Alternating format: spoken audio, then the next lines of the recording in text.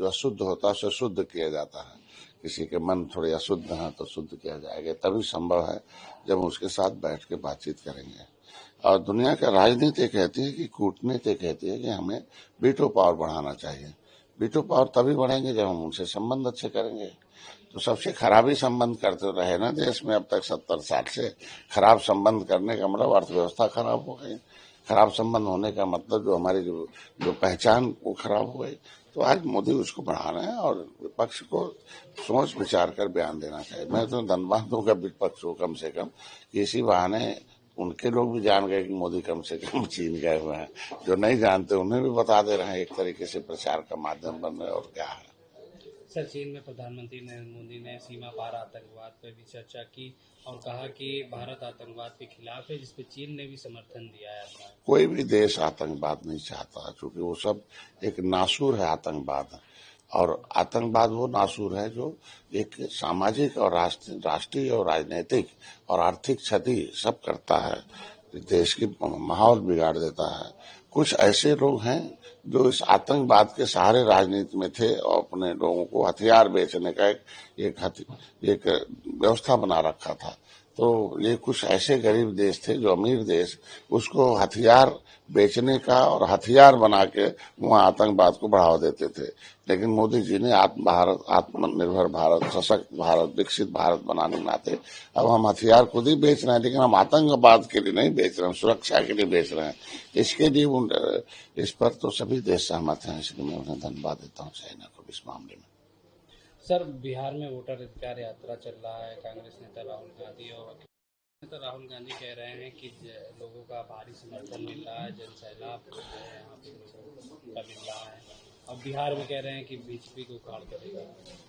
देखिए, इन लोगों ने 70 साल से एक ही फार्मूला अपनाया कि बिहार को, उत्तर प्रदेश को अशिक्षा, रोजगार, शिक्षा से लोगों को दूर करो, बनाओ इन्हें अंधा, चलाओ, उठवाओ अपना झंडा, चलाओ अपना धंधा, पीठ पर बजाओ डंडा। यही चलता रहा इतने सालों से।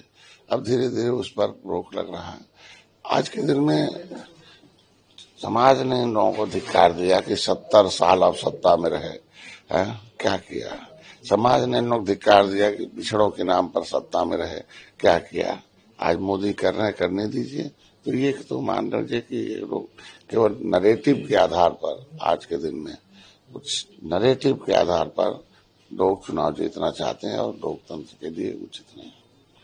सर, टीएमसी सांसद ने माहौल काटने वाला बयान दिया था, उसके बाद वो उनका बयान आया, वो कह रहे हैं कि बेवकूफों को मुहावरे समझ में नहीं आते हैं। तुष्टीकरण है। बस दुर्भाग्य है कि वेस्ट बंगाल में अधिक है मुसलमान। मुसलमानों को खुश रख के राजनीति में रहना एक फितरत है। यहाँ राजनीति की किस भाषा बोलने से कौन खुश रहेगा। और आतंकवाद, तुष्टीकरण हमारी सरकार खत्म कर रही है।